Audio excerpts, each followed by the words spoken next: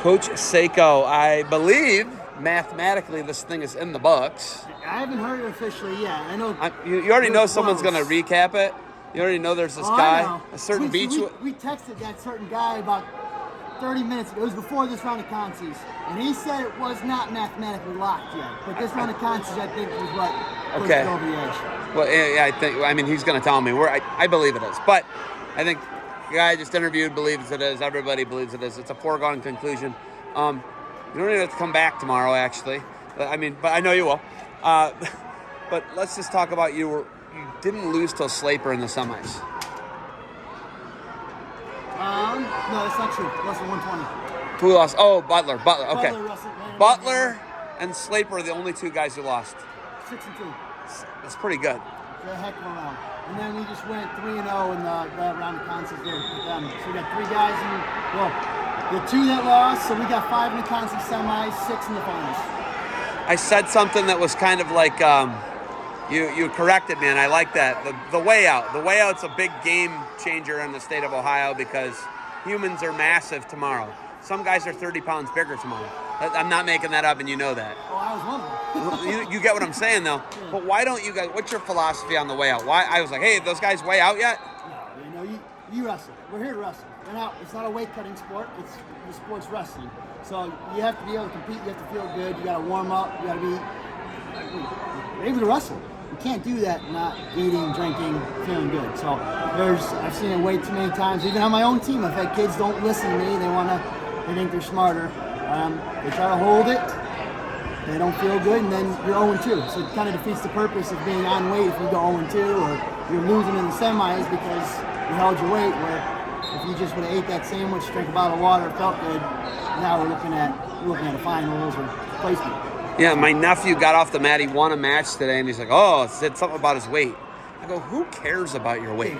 Worry about winning the match tonight. Well, you're here to wrestle. You're already on the podium. You know, it was a blood round match, and I was like, who cares about your weight? You're here. Literally, I was like, you're here to wrestle. Yeah. And it was like when you said it to me, it was aha to me, but I literally said it to him today. I was like, who cares about that? Let's wrestle. That's in the background. You got all night.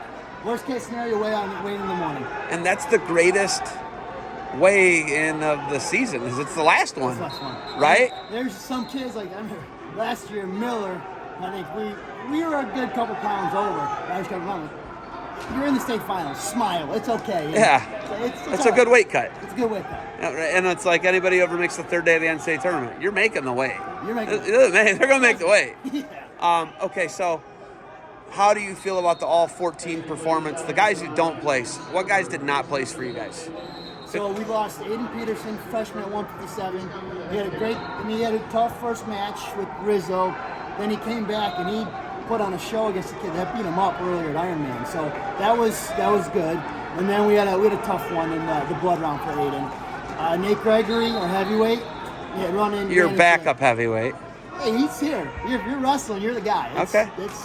He's the guy. So Gregory wrestled. He ran into a stud from Barberton last season. That guy is a stud. Yeah, that dude's a load. Yeah. So we ran into him this morning. That's a tough early morning match. And then we lost in our blood round. Was it just those two? And then we lost Balin Watt, 215. And then, okay, to be fair, Balin was the actual literal backup because Dalsander is an Ironman placer to start the season. He's still the guy here. I get that, but he was the backup all season. Without getting into too much, Balin's not 100% either. I'm proud of everyone. I'm proud of all 14 that were here wrestling. Can't say a single bad thing, but with Balin, he was not 100%. And as you can see, he had a nice big brace on there. There's a reason for that. And I'm not going to get into details, but that kid did not complain once. He wasn't taking injury time. He wasn't mother effing us. He stepped down the mat. He competed. And a lot of people don't know how hard that is to compete not feeling good. So I give him a lot of credit. So, you're going to have all these guys nipping at your heels next year. It's all going to start over. You get to enjoy this for like 2 days, right? Put it in the pile of trophies. Let's go start winning again.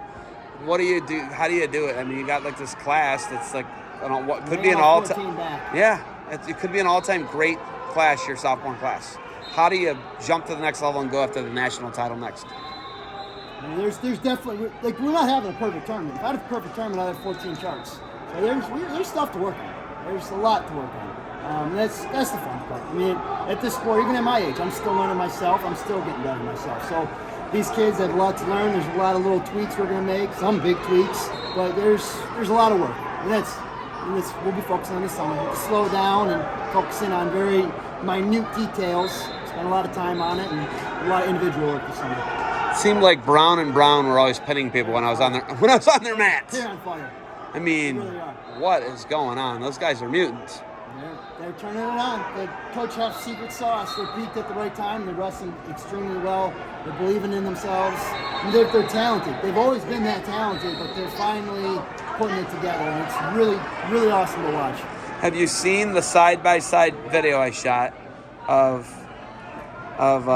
Van Dyke and 138 Bennett, Van Dyke pinning him, and then you beat D'Alessandro? Did you see that though? I haven't been on my phone yet. You got to see that. I'll send it to you. It's pretty amazing. It's like really amazing because you literally won right there. I think you broke everybody's back right there. The pinfall of Van Dyke, and then Bennett getting back in the state finals. I think that, and then literally it happened at the same time. I'm videoing across the mat these two things happening. It was wild. So I'm excited. 6 finalists. How do you leave with 6 charts? We're going to sit down. There's some tough matchups in there. There's no doubt there's some tough matchups in there. We'll be talking with the kids. There won't be much scouting. It's more just we're going to be making sure they're feeling good. We're going to give them some sleep, give them something to eat. We got a little game plan for the morning, make sure they're feeling good, and we're going to do everything we can to get those kids feeling confident and ready to compete. Do you have anything else for me? Built. Thank you for the time. Go Eagles, and good luck to you guys tomorrow in the state finals.